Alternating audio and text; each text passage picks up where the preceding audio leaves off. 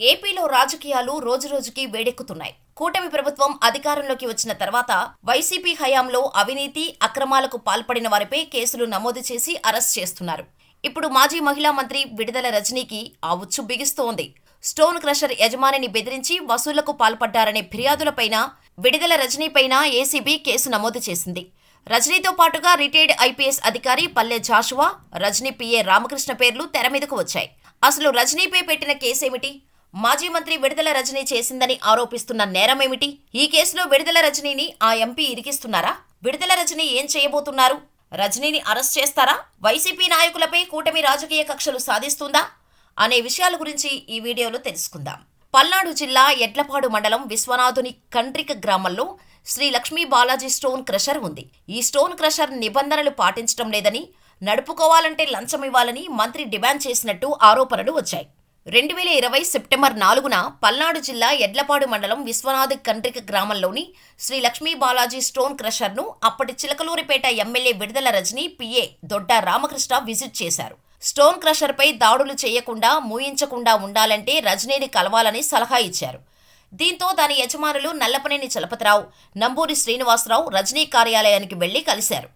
తన నియోజకవర్గ పరిధిలో వ్యాపారం నడవాలంటే అడిగినంత డబ్బులివ్వాల్సిందేనని, మిగతా విషయాలు తన పీఏ రామకృష్ణతో మాట్లాడాలని రజనీ వారితో చెప్పగా వారిద్దరూ రామకృష్ణను కలిశారు. ఆయన 5 కోట్ల రూపాయలు డిమాండ్ చేశారు. ఆ తర్వాత 6 రోజులకి అంటే సెప్టెంబర్ 10న అప్పటి Guntur regional vigilance and enforcement అధికారిగా ఉన్న ఐపీఎస్ అధికారి పల్లె జాషువా తన టీంతో శ్రీ లక్ష్మీ బాలాజీ స్టోన్ క్రషర్లో తనిఖీలకు వెళ్లి హడావుడి చేశారు. ఆ స్టోన్ క్రషర్పై ఎవరూ ఫిర్యాదు చేయకుండానే విచారణకు వెళ్లడమే కాక అప్పటి విజిలెన్స్ డీజీ అనుమతి కూడా తీసుకోలేదు. విజిలెన్స్ ప్రధాన కార్యాలయానికి ఈ తనిఖీల సమాచారమే ఇవ్వలేదు. ఇలా విచారణలో వెల్లడైన అంశాలతో ఏసీబీ నివేదిక సిద్ధం చేసి వారిని ఏసీబీ విచారించగా జాషువా ఆదేశాలతోనే తామంతా తనిఖీల్లో పాల్గొన్నామని, తర్వాత విచారణ ఏమైందో కూడా తెలియదని వాంగ్మూలం ఇచ్చారు. ఇదిలా ఉంటే స్టోన్ క్రషర్లో తనిఖీలు జరిపిన నెల రోజుల తర్వాత జాషువా దాని యజమానులకు ఫోన్ చేసి వెంటనే విడుదల రజనీని కలవాలని, లేకపోతే 50 కోట్లు జరిమానా విధించడంతో పాటు క్రషర్ని మూయించేస్తానని బెదిరించారు. దీంతో వారు రజనీని కలిశారు. ఆమె ఆదేశాల మేరకు పీఏ రామకృష్ణతో భేటీ కాగా ఆయన 5 కోట్ల రూపాయలు ఇవ్వాల్సిందేనని మరోమారు డిమాండ్ చేశారు. కొన్నాళ్ల తర్వాత జాషువా మరోసారి క్రషర్ యజమానులను తన కార్యాలయానికి పిలిపించుకొని త్వరగా సెటిల్ చేసుకోవాలని హెచ్చరించారు. ఇలా ఆయన నుంచి ఒత్తిడి పెరగటంతో స్టోన్ క్రషర్ యజమానులు రజనీ ఆదేశాల మేరకు 2021 ఏప్రిల్ 4వ తేదీ రాత్రి ఆమె మరిది విడుదల గోపిని పురుషోత్తపట్నంలోని ఆయన నివాసంలో కలిసి 2 కోట్లు ఇచ్చారు. అదే రోజు గుంటూరులో జాషువాకు 10 లక్షలు, గోపిని కలిసి మరో 10 లక్షలు ఇచ్చారు. విడుదల రజనీ ఆదేశాల మేరకే తాము తనిఖీలు చేపట్టినట్టు జాషువా చెప్పారు. డబ్బులిచ్చినట్టు ఎవరికైనా చెబితే క్రిమినల్ కేసులు పెట్టి వ్యాపారం మూయించేస్తానని బెదిరించారని యజమానుడు చెప్పారు అని ఏసీబీ ఎఫ్ఐఆర్లో తెలిపింది. ఈ నివేదిక అనుసరించి ఏసీబీ వారు కేసు నమోదు చేశారు. అవినీతి నిరోధక చట్టంలోని 7(7)(a), ఐపీసీలోని 384, 120(b) సెక్షన్లు వర్తింపచేస్తూ కేసు నమోదు చేశారు. ఈ కేసులో A1గా విడుదల రజనీ, A2గా ఐపీఎస్ అధికారి పల్లె జాషువా, A3గా విడుదల రజనీ మరిది విడుదల గోపి, A4గా రజనీ పీఏ దొడ్డ రామకృష్ణలను నిందితులుగా చేర్చారు. అయితే ఈ కేసుపై స్పందించిన మాజీ మంత్రి విడుదల రజనీ తనపై అక్రమ కేసు పెట్టారని, తనపై ఫిర్యాదు చేసిన వారిని తానెప్పుడూ చూడలేదని, తానంటే నరసరావుపేట ఎంపీ ఎల్ శ్రీకృష్ణదేవరాయలకు చాలా కోపమని, కానీ ఆయనకు నేనంటే ఎందుకు కోపమో తెలియదని, ఎంపీ ఆదేశాలతోనే తనపై కేసు పెట్టారని చెప్పుకొచ్చారు.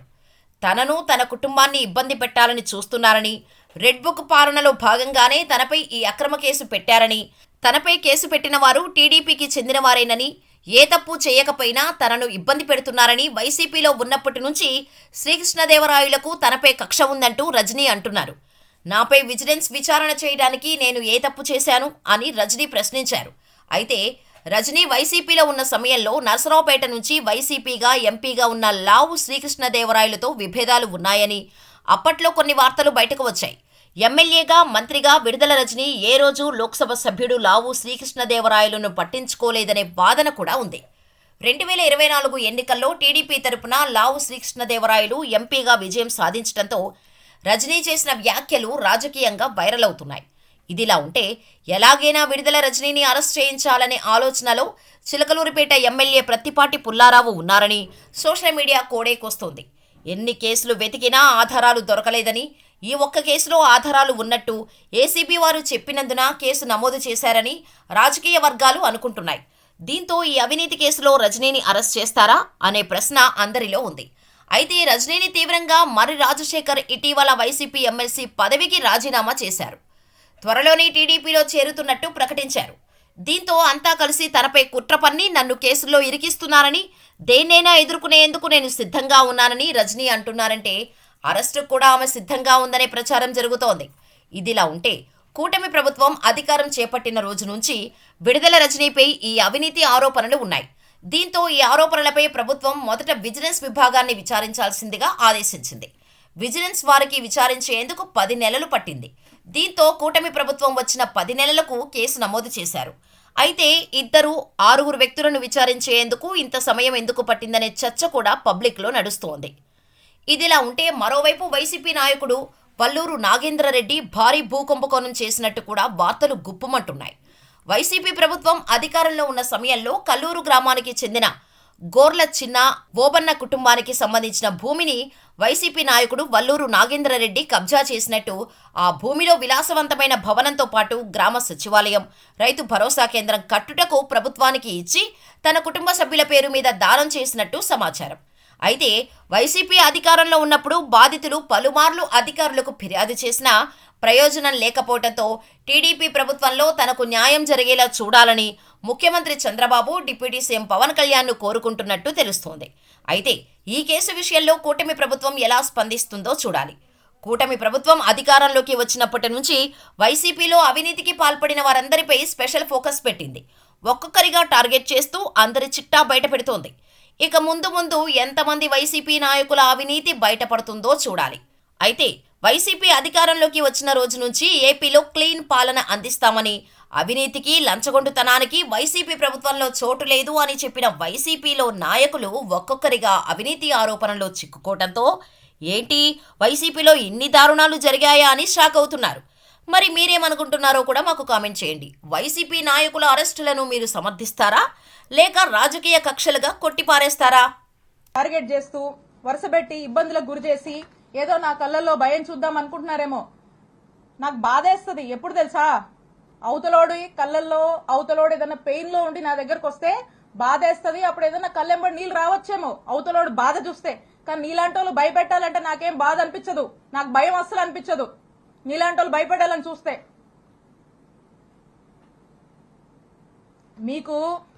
మీకు రాజకీయాలు ఎందుకు అవసరమో చెప్పనా. ఒకటి, రత్తయ్య గారు అంటే నాకు చాలా అభిమానం. ఆయన చాలా కష్టపడి ఈ స్థాయికి వచ్చాడు. ఎంతో మందికి ఒక విద్యా సంస్థలు పెట్టి ఎంతో మందికి విద్యాబుద్ధులు నేర్పించినటువంటి వ్యక్తిగా ఈ ప్రాంతం ప్రజలు ఆయన్ని గౌరవిస్తారు. నాకు అదే గౌరవం ఉంది. కానీ అన్ఫార్చునేట్లీ ఈరోజు వారి కొడుకు గురించి ఇన్ని నిజాలు ఆయన తప్పు చేశాడు కాబట్టి ఇవన్నీ నేను బయట పెట్టాల్సి వస్తుంది. సో కృష్ణదేవరాయలు గారికి రాజకీయాలంటే ఈ రాజకీయాల వల్ల వాళ్ళకి లబ్ధి జరుగుతుంది కాబట్టి ఆయనకు రాజకీయాలు కావాలి. కానీ విడుదల రజనీకి అట్లా కాదు. ఎందుకంటే నేను నిజాయితీగా ప్రజలకు సేవ చేయడానికి రాజకీయాల్లోకి వచ్చాను. రాజకీయాల వల్ల నా రూపాయి నా ఆస్తులే నేను కోల్పోయాను తప్పితే నేను రాజకీయాల వల్ల ప్రజల వల్ల రాజకీయం వల్ల ఏదో లబ్ధి పొందాలనే ఉద్దేశంతో నేను రాలా. నాకు అవసరం లేదు కూడా, బై గాడ్స్ గ్రేస్. ఎందుకంటే ఒక ల్యాండ్ ఎంచుకోవడము, దాన్ని కారు చౌకగా దాన్ని ప్రాసెస్ చేసుకోవడము, దాన్ని కొట్టేయడము, ఇది వీళ్ళు అంటే రాజకీయాల వల్ల వీళ్ళ ఆస్తులు పెంచుకోవడానికి వీళ్ళు చేసే పనిది. మాకలా కాదు, మీలాంటి ఉద్దేశాలు మాకు లేవు. రాజకీయాల వల్ల మేము బతకడానికి మేము రాలా. మా రూపాయి మేము పోగొట్టుకున్నాం. మాకు ఒప్పుకున్నంత వరకు చేసుకుంటాం, నిజాయితీగా చేసుకుంటాం. మా నాయకుడిని మేము నమ్మాము, మా నాయకుడి కోసం కష్టపడతాం. మీరు ఎన్ని ఇబ్బందులు పెట్టినా మేమేం పారిపోం. మా పార్టీ కోసం నిలబడతాం, మా కార్యకర్తల కోసం నిలబడతాం, మా ప్రజల కోసం నిలబడతాం, పనిచేస్తాం. మళ్ళా మా నాయకుడిని ముఖ్యమంత్రిని చేసుకునే వరకు ఖచ్చితంగా కష్టపడతాం. మీరు ఎన్ని ఇబ్బందులు పడ్డా మేమేం పారిపోము. ఇంకా కృష్ణదేవరాయలు గారు అనుకుంటా ఉన్నారు, నాకు వైఎస్ఆర్ కాంగ్రెస్ పార్టీలో ఒకరిద్దరితో పరిచయాలు ఉన్నాయి, ముసుగులో ఒకరిద్దరితో పరిచయాలు ఉన్నాయి, ఆయన టచ్ లో ఉన్నాడని ఆయన భావించి ఆ ఒకరిద్దరు రేపు వైఎస్ఆర్ కాంగ్రెస్ పార్టీ గవర్నమెంట్ వచ్చినా కృష్ణదేవరాయల్ని కాపాడుతారు అనే భ్రమంలో ఆయన ఉన్నాడు. ఆ ఇద్దరు, ఆ ఒక్కరు, నువ్వు ముసుగులో ఉన్న ఏ ఒక్కరు కూడా నిన్ను కాపాడలేరు అని నేను క్లియర్గా చెప్తున్నా. నీకు నిన్ను కాపాడలేరు, అది నీ భ్రమే. కాబట్టి ఇప్పటికైనా మీరు చేస్తున్న పాపాలన్నీ అందరికీ తెలుసు. ఈరోజు ప్రజలు కూడా చూస్తున్నారు, అందరూ గమనిస్తున్నారు. ఇవన్నీ విత్ ఎవిడెన్సే నేను మాట్లాడా. మీరు మళ్ళీ ఇంకో కట్టు కథ పెట్టుకొని ఇంకొంచెం బ్యాచ్ని మళ్ళీ పెట్టి మళ్ళీ కొంతమంది ఆర్టిస్టులను దింపి అదిగో ఇదిగో అని మాట్లాడించవచ్చు. కాదు, నేను చెప్తా ఉన్నా, పోసాని గారు అప్పుడెప్పుడో మాట్లాడారని చెప్పి తర్వాత ఇన్ని సంవత్సరాలకు తెచ్చి చుట్టూ తిప్పారు కదా, ఇబ్బందులు పెడుతున్నారు కదా. అదే రాజ్యాంగం మాకు కూడా వర్తిస్తుంది కదా. ఇష్టం వచ్చినట్టుగా వచ్చి కూర్చొని ఇష్టానికి మాట్లాడిపోతే మాట్లాడినోడు ఎవరిని కూడా వదిలిపెట్టనని చెప్పి తెలియజేస్తున్నాను.